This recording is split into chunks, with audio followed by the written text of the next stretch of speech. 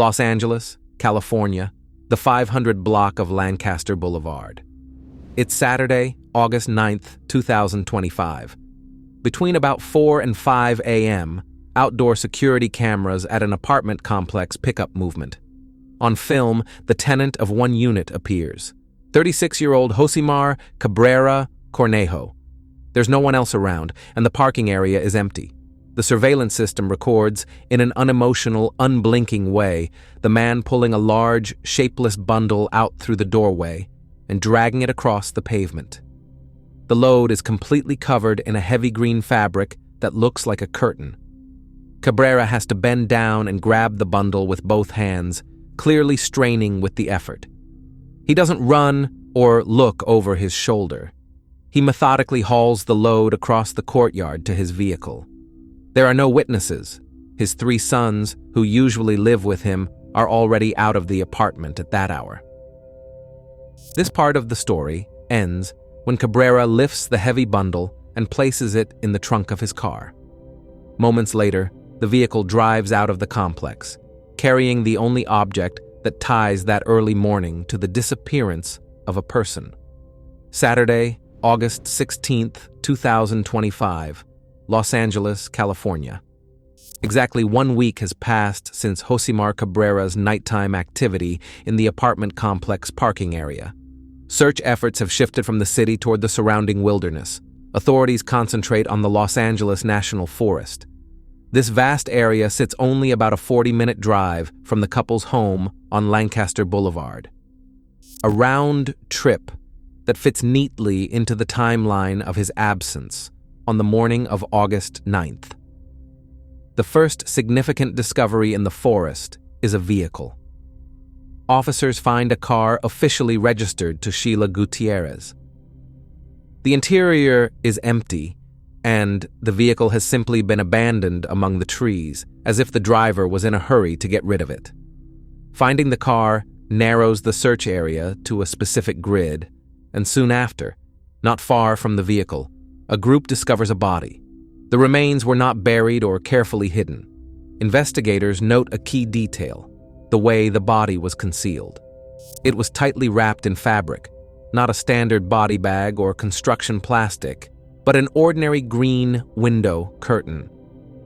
Visually, this item matches exactly the heavy bundle Cabrera was seen loading into the trunk on video.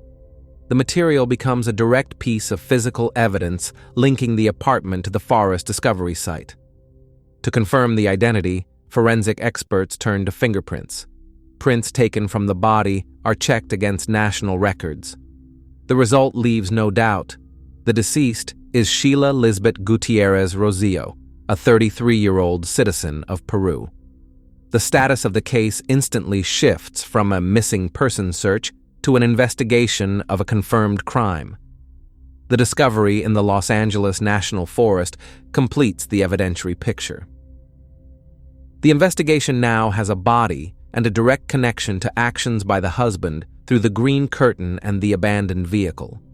Authorities now hold material confirmation of the tragic ending to Sheila's disappearance.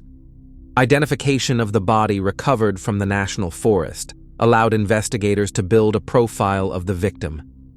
Sheila Lisbeth Gutierrez Rosillo, a 33-year-old native of Peru, had only been living in Los Angeles for a short time. The family immigrated to the United States in 2023, having spent just 2 years in the country.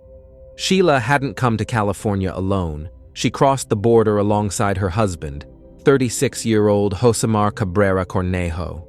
Together, they were raising 3 sons. At the time of the events, the oldest was 9, the middle one 5, and the youngest had just turned 3. The family of 5 lived in a rented apartment in the same residential complex on Lancaster Boulevard, where search operations would later unfold. Statements from Sheila's relatives, including her parents and brothers, paint a portrait of a woman with a deep sense of responsibility. Those close to her unanimously described her as extremely hardworking. According to their accounts, the primary motivation for the family's difficult move was Sheila's determination to provide her sons with access to education and opportunities they may not have had in their home country.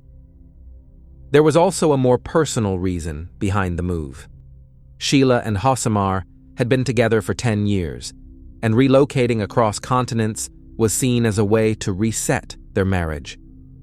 The couple believed they could leave behind their problems in Lima and start fresh in the US, thinking a change in geography might help fix what had gone wrong. Sheila made an active effort to build a social circle in her new surroundings. The family developed a network of friends, mostly neighbors and fellow Peruvians. Sheila had close girlfriends and a pair of family friends who were preparing to become godparents to her youngest son. Her life was stable and carefully planned. In fact, just 2 weeks after the date she went missing, the baptism of her youngest son had been officially scheduled. She wasn't just living in the US, she was laying down roots. She was creating a home and preparing for family celebrations. There were no signs she was planning to leave or separate from her sons, the very reason she had uprooted her life and crossed borders in the first place. To understand what happened in August 2025, one has to look at the history of the couple's relationship. Sheila and Josimar had been married for 10 years. A deeper look into their past reveals that patterns of aggressive behavior didn't emerge suddenly after arriving in the United States. They were brought over from Peru. The first officially documented incident of abusive behavior occurred in 2017. While still living in Lima, Sheila filed a report with local authorities against her husband. The complaint stemmed from a physical altercation. At that time, their eldest son, now 9, was only 2 years old. Family members recall that while Cabrera had always displayed controlling tendencies, he tried to hide his aggressive side from Sheila's relatives, maintaining the appearance of normalcy. After relocating to California, the methods of domination changed form. The man systematically restricted Sheila's social and financial freedom. He forbade her from working, provoking confrontations every time she tried to leave the apartment. Any contact with the outside world triggered interrogations. Josimar's jealousy evolved into total technical surveillance. The renter installed a video monitoring system inside the apartment. Cameras captured not only the entryway, but also what was happening inside the couple's bedroom. The purpose of this monitoring was absolute control over communication. Cabrera checked who his wife spoke with and what they discussed, and even monitored the screen of her smartphone. The pressure escalated into blackmail. In private messages with friends, Sheila admitted that her husband threatened to publicly distribute her intimate photos and video recordings if she disobeyed him. In effect, she was trapped inside her own home, surrounded by camera lenses and constant threats to destroy her reputation. By the summer of 2025, the situation had reached a breaking point, yet Sheila continued to hide the full scale of what was happening from her parents, trying to spare them additional worry. Saturday, August 9th, 2025. The time is 10 a.m. About an hour has passed since Sheila's last contact with her mother. Josimar Cabrera moves into a phase of building an alibi and isolating potential witnesses. He calls Calita, a family friend known in the area for arranging private cargo shipments to Peru. The conversation is strictly businesslike. The man asks about shipping rates and says he wants to send a suitcase back to his home country. At that moment, Calita is at work and physically unable to accept the order. She suggests the usual arrangement. Josimar can bring the shipment to her husband, Antonio, who is at home. Cabrera agrees and ends the call. A short time later, the father of 3 sons appears at the home of Calita and Antonio, but the situation quickly shifts. Antonio, expecting to see luggage ready to be weighed, is confronted with something entirely different. Josimar arrives empty-handed, accompanied only by his 3 sons. The story about the shipment instantly disappears. Cabrera asks Antonio to watch the boys, ages 9, 5, and 3, and, without waiting for questions, leaves them behind in someone else's living room. After dropping off his sons with the neighbors, Josimar immediately leaves the house. His apartment on Lancaster Boulevard is now completely empty. The sons are isolated in a safe place, Sheila is no longer responding, and Cabrera has the freedom to carry out actions that cannot be witnessed. Investigators believe this window of time was critical. The opportunity he needed to conceal evidence of the crime or move the body inside the apartment without the risk of being seen by his own family. Investigators reconstruct the events of that Saturday morning minute by minute. The critical window identified by detectives runs from 9 a.m. to 10 a.m. It was during this exact span of time, immediately after the end of a video call with her mother, that Sheila Gutierrez's life came to an end. The medical examiner reaches a clear conclusion. The woman died as a result of stab wounds. The blows were delivered with calculated force. The blade penetrated her back and chest. The nature of the injuries leaves no room for any version involving an accident. Josimar Cabrera's actions during those 60 minutes show extreme focus and control. After committing the crime, he did not freeze or panic. Instead, he used the same green window curtain to tightly wrap his wife's body, reducing a human being to a compact load. He then moved the bundle into a built-in storage space inside the apartment, temporarily removing her from the living area.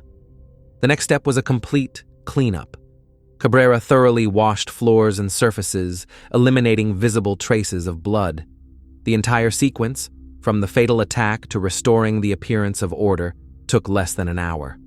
When Josimar left the apartment with his sons, the residence looked clean, and Sheila was already hidden inside the storage room, where she remained until the nighttime transport to the parking lot. Tuesday, August 12, 2025. An official missing person report for Sheila Gutierrez is filed with the Lancaster Sheriff's Department. While the law enforcement system begins its bureaucratic process, a group of Sheila's friends launches their own inquiry. Having already caught Josimar lying, the women believe waiting for official action is too risky. They organize a full sweep of the apartment complex. One defining feature of this condominium is the high density of private security cameras, devices mounted on nearly every building. Neighbors show solidarity and voluntarily share access to their digital footage. The group now has hours upon hours of video covering several days of life inside the complex. A long review process begins. The women methodically go through terabytes of footage, tracking every movement near the Gutierrez apartment. Persistence pays off. They locate recordings from the morning of August 9th. On screen, Cabrera is seen first driving away with his sons, then returning alone, and later dragging that same heavy bundle wrapped in green fabric toward his vehicle. The footage also confirms that he changed clothes multiple times over the course of a single morning. This private investigation produces immediate results. The friends are no longer speculating. They now possess video documentation capturing the concealment of a body. The materials are quickly handed over to investigators. From that moment on, the sheriff's department has grounds to reclassify the case. This is no longer just a disappearance, but a likely serious crime. While the Grassroots group in Lancaster was still combing through hours of surveillance footage, the subject of their investigation had already left U.S. jurisdiction. By Wednesday, August 13, 2025, Josimar Cabrera, along with his 3 sons, had crossed an international border.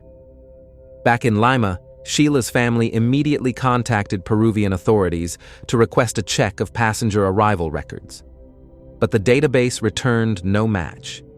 That day, Cabrera had not officially entered Peru. His escape route turned out to be more complex than a direct flight. He and the boys were in Mexico, where they encountered a forced pause. Under U.S. law, transporting minors across borders without the other parent's approval requires either notarized consent or a court order. Since Sheila was no longer in a position to provide any authorization, Josemar took a different route. He managed to obtain a salvoconducto, a temporary travel permit that substitutes for standard documentation. This document allowed him to legally board an international flight with his sons, ages 9, 5, and 3, sidestepping the requirement for their mother's signature. The journey stalled on August 15th, when Mexican authorities detained Cabrera for a routine check. Officers questioned him and reviewed the travel documents. The situation was delicate. Back in California, an active investigation into a disappearance was already underway, and detectives were aware the husband had vanished. But Cabrera's name had not yet been flagged in Interpol's global system. The process of issuing an international arrest warrant was slower than his flight path. Without legal grounds to hold a Peruvian national, the Mexican officers had no choice but to let him go. Once cleared for departure, Josemar continued on. On Saturday, August 16th, his flight landed in Lima. The fugitive stepped onto Peruvian soil, still technically a free man. The warrant for his arrest had yet to be officially activated. That same Saturday, while forensic teams in Los Angeles were combing through a remote section of forest, events were unfolding in Peru's capital. The plane carrying Josemar Cabrera and his 3 sons landed at Jorge Chávez International Airport. Local police were already waiting. A response operation had been set up in the arrivals area. Officers immediately separated the sons from their father, placing them under state care for their protection. As for Josemar himself, he was stopped for questioning, but the process unfolded in a curious way. Footage captured by journalists and witnesses in the airport shows the suspect jogging toward a police vehicle. His behavior lacks fear. He appears calm, even smug. The police act more like a protective detail, forming a corridor to shield him from media and public scrutiny. That's when attorney Roberto Robles enters the picture, retained to represent Cabrera's interests. The defense quickly builds its strategy, publicly challenging the evidence collected in the U.S. Robles claims the video showing the wrapped bundle being dragged cannot be considered proof. The defense pushes for a forensic anthropological review, arguing that the figure in the footage is too blurry to confirm identity and that the bundle's contents remain unknown. Robles insists on the presumption of innocence, pointing out that at the time of his client's arrival, no official confirmation of Sheila's passing had yet reached Peruvian authorities. The case hit a legal dead end. Despite the discovery of a body in California and the existence of surveillance footage from the parking garage, the bureaucratic machinery stalled. At that point, an arrest warrant had not yet been formally approved between the 2 countries under Interpol procedures. Without a red notice in place, the international bulletin required to initiate cross-border arrests, Peruvian authorities had no legal basis to detain one of their own citizens. After a preliminary interview and document review, Josemar Cabrera, the primary suspect in a violent crime, was allowed to walk out of the airport precinct in Lima. He returned to his mother's home and resumed life in plain sight. The Gutierrez family was left in a state of torment. The man caught on camera dragging a heavy bundle across a Los Angeles parking lot, believed to be Sheila's body, was officially free. Now living openly at his mother's residence, he benefited from a temporary legal immunity created by a failure in international coordination. Detectives in the United States had a body and compelling evidence, but no jurisdiction beyond their own borders without the proper documentation.